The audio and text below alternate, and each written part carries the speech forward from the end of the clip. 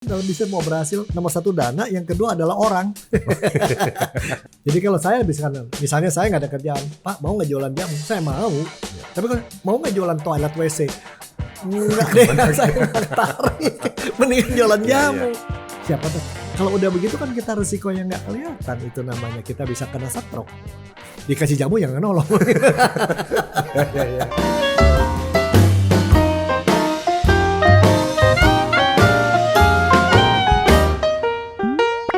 Ngejamu Powered by Unimax Power.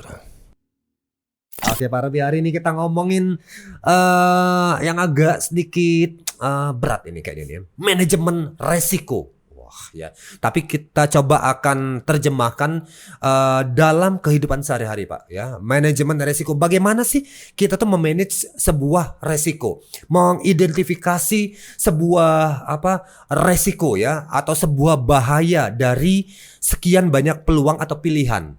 Nah ini dia, ngomong Pak Robi, emang bisa dikontrol atau dimanage Pak resiko ini Pak Robi? Ya, kalau mau dibilang jujur dalam hidup, yang disebut resiko itu apa dulu dong gitu ya. Kita samain dulu pemikirannya. Resiko itu adalah sesuatu yang ada kemungkinan terjadi, dan kalau itu benar terjadi merugikan kita, menghalangi kita mencapai cita-cita kita, bahkan membuat apa yang sudah kita capai bisa hilang. Itu resiko. Ya, resiko ya. Jadi ada resiko yang kita bilang kecil, ukuran menengah. Ya kalau rugi kita masih bisa nggak tercapai sesuatu, kita balik lagi. Tapi ada risiko yang serius, besar, dan fatal. Oke, jadi ada kelasnya sendiri. Ada kelasnya begitu. Ringan, menengah, dan berat begitu. Wah, oke, Ya, baik. ya. Nah ini kan kadang dalam kita ya Pak Robi ya, yang paling umum aja lah.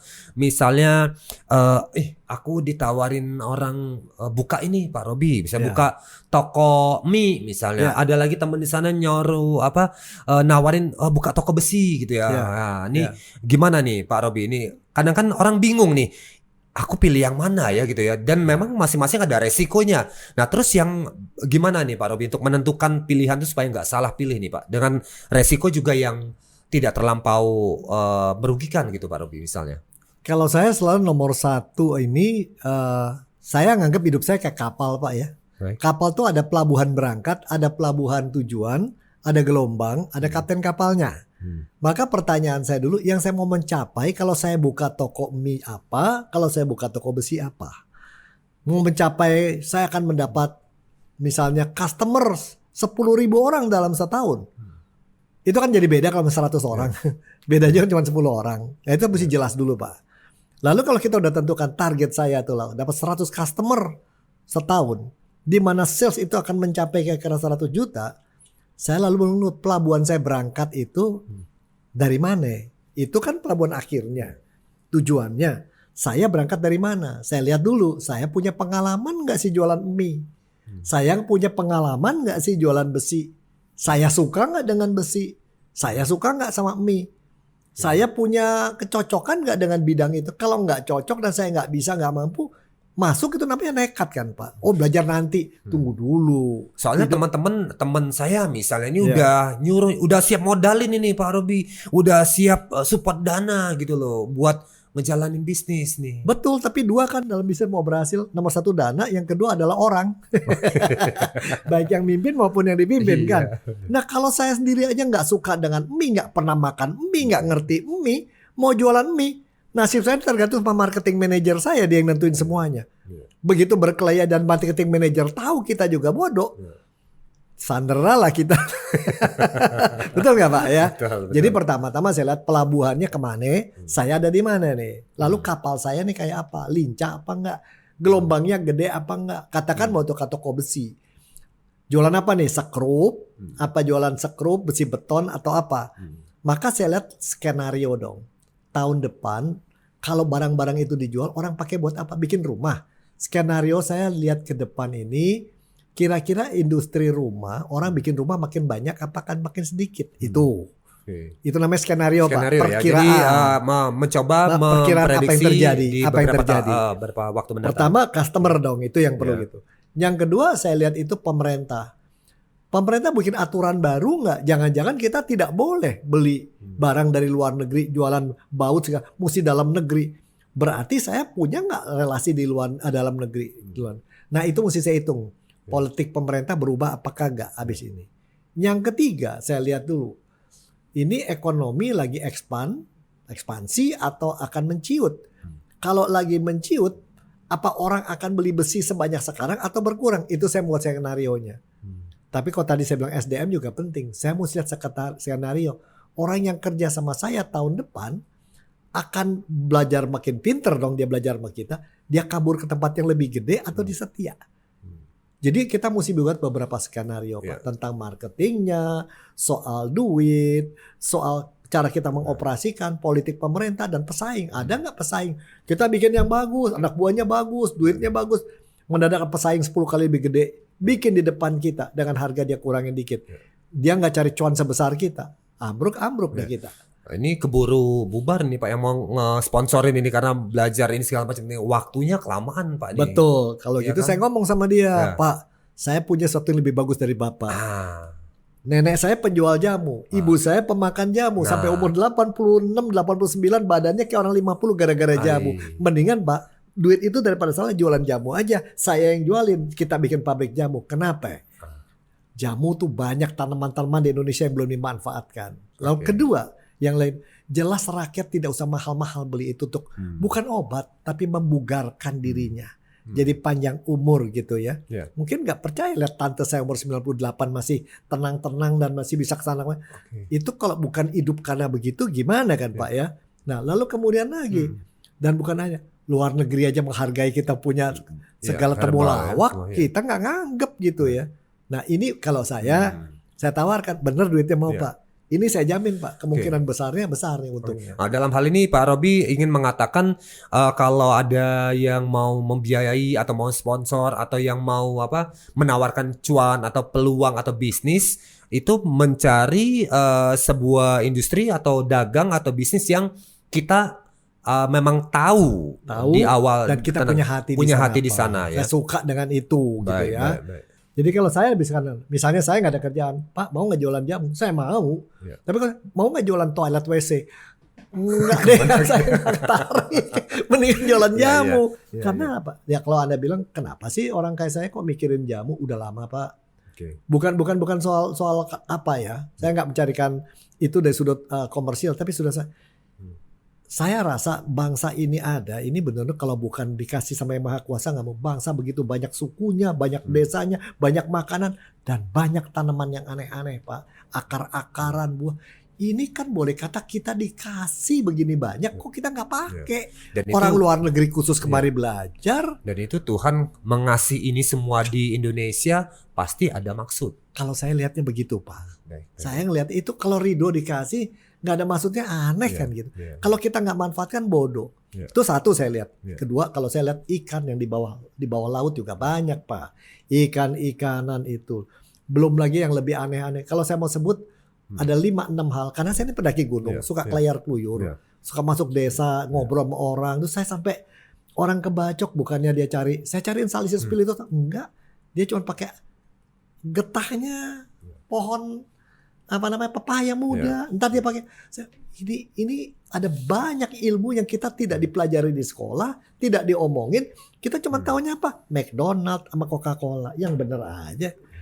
Padahal banyak banget yang di sekitar kita yang gak kalah hebat, gak kalah ajaib. Bahkan ya mungkin orang bingung ya kalau ngelihat kita ngobatin dengan tadi ya getah pisang tadi ya, pelokadan pisang. Coca-Cola itu kan jamu aslinya kan. Betul kan? Iya betul. Jamunya orang sono gitu. Dari buah kola ya kalau saya tidak salah ya. Itu ya. Nah sekarang sudah ada sih Indonesia. Saya kemarin di meja makan saya kok ada kopi apa sih namanya, kopi bir atau apa itu ya. Itu enak juga tuh, murah lagi ya. 7.000 udah berapa dikasih sama anak saya, cobain Pak katanya. Boleh juga. Wih enak juga ya. Apalagi yang kita punya banyak Pak. Banyak sekali ya. Banyak kita tuh cuman makanan dan itu saya bilang aduh ini kok kayak orang kaya, anaknya dikasih segala macam mainan segala macam. nggak mau main itu, cuma main TV aja. Oke, ini Kira-kira tadi gitu. berarti dalam hal ini tadi kalau kita balik ke skenario awal ada pilihan Risiko. buka toko besi, toko mie, atau tadi yang kita tahu nih misalnya pengetahuan dasar kita tahunya misalnya tentang jamu. Ya. Berarti bisa dikatakan misalnya kalau resiko terkecil dari 3 opsi tadi adalah buka jamu karena kita tahu. Dari sudut tahunya kita ya. Dari kita pengetahuan kita. Dari sudut customer juga, karena jumlah orang Indonesia yang minum jamu kan banyak banget. Iya. Iya kan? Baik. Itu banyak. Lalu kemudian dari sudut supply bahan baku cukup banyak juga. Iya. Jadi kalau saya mau mulai bisnis, ada Oke. bahan bakunya cukup nggak? Customernya banyak nggak? Akan numbuh nggak? Iya. Dan orang muda sekarang makin sadar kan jamu peranannya lebih bagus dari pil-pil segala macam. Iya, iya. Jadi potensinya ada ini kelihatannya ya. Lalu kemudian pemerintah juga mendorong skenarionya bagus Iya. ke depan. Baik, iya. Dan makin lama ke depannya kita sudah dengar kan bakal terjadi apa di dunia berubah ini. Ya sudahlah pakai apa yang ada di lokal. Kalau saya Iya. sih begitu. Oke, nggak usah perlu apa impor dari luar atau apa ya, kejauhan ya Pak ya. Daripada makan makanan Pizza Hut dari luar walaupun enak dan saya suka, udahlah ketoprak juga enak. Murah lagi. Oke, Kira-kira Pak, gitu, aku mau Pak. tanya nih untuk hitungan sendiri dalam Nah. resiko. Ini gimana? Kan kalau kita ngomong misalnya mulai dagang, mulai usaha, kalau modal masih 1 juta, 2 juta kan enak, masih gampang gitu ya. Betul. Nah, gimana kalau ketika sudah mau memulai usaha, modal yang dibutuhkan 500 juta, 3 miliar. Wah, ini kadang-kadang kan kalau kita lihat nih Pak ya, sekarang ini kan apalagi startup ya, kadang-kadang nggak, logika kita nggak nyampe. Ini cuman bisnis ngantar jemput penumpang, naik motor, tarif misalnya cuman 3.000 perak, 5.000, kok orang berani gitu loh menginvest di sana misalnya seperti itu. Ini cuannya dari mana gitu loh. Nah, ini kadang ada ya hal seperti ini Pak yang bikin kita bingung nih Pak sebenarnya. Ya kadang-kadang memang perhitungan nggak matang gitu ya. Ya jadi saya juga ngalami seorang tetangga dia pesen motor listrik, dia sewa motor listrik bayar 50.000 sehari, penghasilan dia 80.000. Cuman itu 30.000 sampai kemana? Belum lagi nanti listriknya dia mesti beli token segala. itu dia. Itu kan nggak ngitung Pak ya. Betul. Nah jadi kalau pendapat saya kalau begitu apa yang mesti kita hitung? Pertama-tama kalau kita lihat hitungannya apa? Kalau saya nomor 1, ada nggak customer yang cukup untuk produk kita? Apapun kita jualan. Pengguna, customer, pasien itu istilahnya kalau Oke, itu. baik. Itu dulu. Jumlahnya cukup nggak? Lalu ini berapa nih Pak? Jumlah cukup ini apa nih? Ribuan, Tergantung jutaan? kita simpan duitnya, masukin investasinya berapa. Baik. Kita pikir kalau investasi rata-rata kan kalau kita invest, kita ngarepin dalam waktu 3 tahun sudah titik impas lah. Artinya kita nggak usah masukin duit lagi. Pemasukan udah mencukupi nih. Lebihnya nanti setelah tahun ketiga untuk Profit, normalnya ya. 3 tahun Ya. ya profit. 3 tahun, baik. Nah tapi kalau misalnya hitungnya sampai 7 tahun, 8 tahun, jangan kudu dihitung, jangan wah pokoknya modal imannya jalanin dah. Ini berkah pasti bisa. Belum tentu begitu dunia. Nah pilihan lain adalah setelah itu kita akan ngembangkan. Jadi pertama start ya, hitung dulu berapa modal saya. Kapan saya mesti keluarin tuh duit? Lalu begitu jalan 6 bulan masih nambah lagi kan Pak? Nambah orang, nambah peralatan, itu kan masih ada duit Pak. Berapa yang saya masuk dari baru mulai, nggak brek gede kan, mulainya kecil dikit, Betul. pelan-pelan, Betul. pelan-pelan. Nah ini saya mesti ngitung Pak, pemasukannya berapa cepat meningkat, sedang pengeluarannya berapa lama sekali harus ditambah setelah modal awal Pak. Oke. Nanti sampai titik kapan nggak usah saya masukin duit lagi dan pemasukan sudah meningkat cukup membayar itu. Itu saya kudu hitung Pak. Ya. Namanya hitungan titik impas. Ya. Ya saya bilang normalnya 3 tahun Ya. lah ya. Ya. 3 tahun. Kalau kelamaan sih resikonya tinggi sekali. Udah mulai resiko tinggi. Jadi dalam hal ini Pak Robi menyarankan yang jangka pendek ya, 3 tahunan atau Belajar ngitung lah kalau Ya. kita ngomong UMKM Ya, dan ya. segitulah ya. Kalau istilahnya ROI ya kalau Ya, kita bilang, bukan. apa? BEP Pak. BOP ya, Ya, oke, ya, BOP juga BOP. ada ya. Jadi break even ya. point. Ya. Nah, tapi kalau udah ngejalanin ini, kalau saya udah bilang, kalau misalnya kayak industri yang bakal berkembang lagi, tergantung nih. Anda mau masukin lagi, mesti masukin lagi 1 miliar, 2 miliar. Ya. Kalau nggak ada gimana? Udah deh, gue jalanin, udah untung. Gue katakan masuk 500 juta. Udah 3 tahun saya udah punya 3 miliar. Mau terusin atau Oke. udah jual aja ke orang. Jual ke dia 200 juta atau 200 miliar atau 1 miliar. Jadi artinya ada kan orang yang beli industri Ya. yang sudah mau berkembang tapi orang ya saya udah dapat 2 miliar sama itu udah cukup gitu ya. Betul. Cari hidup yang lebih tenang, Oke. bikin gado-gado kayak apa. Ya. Atau bikin Ya, ya. kembali jualan toprak Ya, atau ya, apa. ya. Ada orang tapi ada juga yang gua terus Ya, terus main terus ya. terus ya. Nah, itu butuh komitmen dan kalau memang kita nggak punya hati di sana agak susah, nggak Oke. punya passion Oke, istilahnya. jadi harus memang kalau mau mulai usaha atau bisnis atau invest yang ada punya hati di situ. Ya, satu yang lagi kita Pak suka. tambahan. Kalau sudah kita hitung semua, ternyata yaitu kapalnya cukup bagus. Ya. Pelabuhannya masuk akal di sono nih. Kita berangkat cukup. Siapa tahu ada gelombang gede yang di luar dugaan, tsunami dan lain-lain. Kita mesti hitung kalau sampai semua investasi pertama, duit yang pertama kita masukin hilang, berapa besar dampaknya? Oke. Kalau udah hilang nol, ya anggaplah uang sekolah, kita mulai lagi nanti. Kerja lagi sama orang ngumpulin lagi. Masya Allah. Tapi kalau misalnya masuk itu kita jadi punya utang, anak kita kagak bisa sekolah. Nah, itu namanya risiko kegedean. Baik. Jangan deh. Baik. Jangan lalu berandai-andai, oh nanti nggak bakalan. Jangan ambil risiko yang kayak begitu. Namun dalam kehidupan ini Pak ya, banyak juga kisah-kisah sukses para Yeah. pengusaha yang memulai usahanya dari tidak ada apa-apa, sekarang sudah menjadi Orang punya besar. macam-macam. Ya. Nah ini di kisah itu sering dikatakan Pak, wah ini mulainya dulu dengan hanya modal dengkul. Kalau aku mungkin modal ganteng misalnya Iya, gitu ya, iya, yang lain nggak ada kan modal ganteng doang misalnya Iya. Pak Robi. Atau yang lain-lain lagi. Nah ini gimana Pak Robi melihat hal itu? Ini yang maju ini sebenarnya logis hitungan, nekat atau iman tadi kata Pak Robi Di tadi. awal memang hitungan dulu Pak. Tetap Jalanin di awal dulu, dihitung. begitu udah jalan lebih itu, makin gede kita itu ngitungnya mesti lebih matang. Tapi di awal sih mesti ngitung. Baik. Tapi kalau di awal hilang kan lebih kecil hilangnya. Tapi udah makin gede hitungan mesti matang. Jangan ngarep kita pemilik kita bisa ngitung. Kadang-kadang panggil ahli bantuin ngitung, Pak. Kalau udah masuk bisnis di atas 100 miliar panggil ahli lah. Iya. Jangan merasa tahu sendiri. Konsultan gitu. keuangan gitu Iya, ya. dan kadang-kadang gitu kan. Kita jago bikin salon, motong rambut jago. Iya. Kita tukang potong rambut. Lama-lama gue pengen bikin salon. Kita jago motong rambut. Katakan ada orang kasih keuangan bisa motong. Punya anak buah 5. Kita jago motong rambut, belum tentu kita bisa megang anak buah. Itu ilmu lagi kan. Ya. Setelah udah Iya. punya anak buah, bisa megang anak buah, bisa salon. Sekarang kita mau beli tempat, ngatur duitnya belum tentu ilmunya bisa kan. Iya. Kalau pemotong apa yang di tangan dipakai. Kalau itu kan lain lagi, kapan mesti bilang enggak. Nah, Iya. jadi memang kuncinya belajar dan jangan istilahnya gini dah. Jangan nekat. Bedanya nekat sama itu bedanya satu, harus ada hitungan dan jangan ngitung sendiri merasa sok. Kadang-kadang nanya sama teman yang punya pengalaman. Iya. Kasih saya pengalaman deh, kasih saya masukan gini-gini dan kira-kira gitu kalau saya sih. Oke baik, jadi di Ya. situ ya untuk Ya. mengawali atau memanage resiko dari setiap langkah keputusan, entah itu bisnis, entah itu memulai Ya. hidup baru ya. Jadi Ya. itu tadi hitung-hitungan tadi, dihitung Hitung juga, termasuk hidup baru tuh. Iya, Jangan dihitung dilihat juga. dia cantik, ya. waduh Oke. ini cantik. Bintang sinetron. Itu sinetron, Ai. aduh badannya kayak gitar Spanyol, waduh.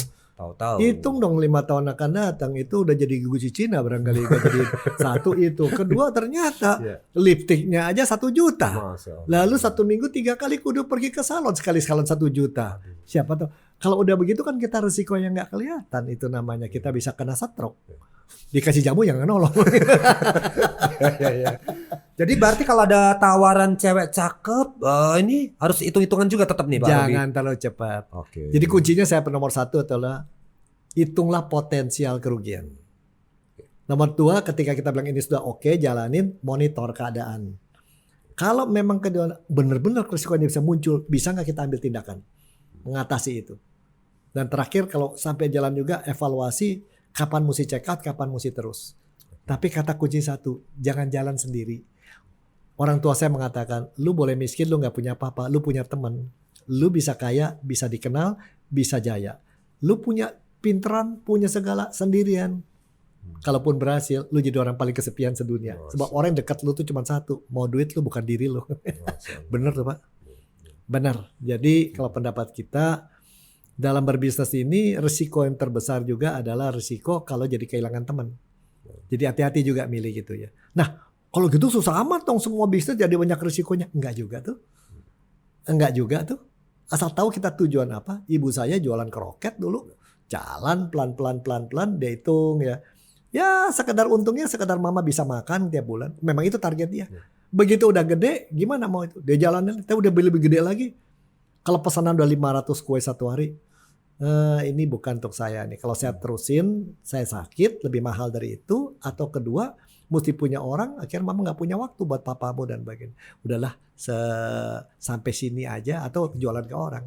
Kita mesti tahu batasnya. Jadi tentukan pelabuhannya seberapa jauh. Dan kapasitas daya tampung kita juga ya Daya dalam angkut kita daya juga angkut, daya seberapa. angkut, Ya kira-kira gitu Pak. Oke. Resiko yang besar adalah sekali lagi sekarang ini dunia berubah begitu cepat sehingga kalau kita ambil yang gede-gede resikonya juga makin gede. Tapi kalau kita nggak ngambil tindakan sama sekali, kita bisa ketinggalan habis-habisan. Oke. Baik. Itu yang mesti dihitung Pak. Bisa ketinggalan habis-habisan. Satu lagi Pak Robi. Ya, Pak Robi mau nemenin saya ngitung-ngitung ini Pak. iya, coba. Kita hitung-hitung dulu Pak Robi ya. Oke, thank you banyak Pak Robi udah di acara ngejamu datang bareng kita. Aku ambil kalkulator dulu Pak Robi. Boleh Pak.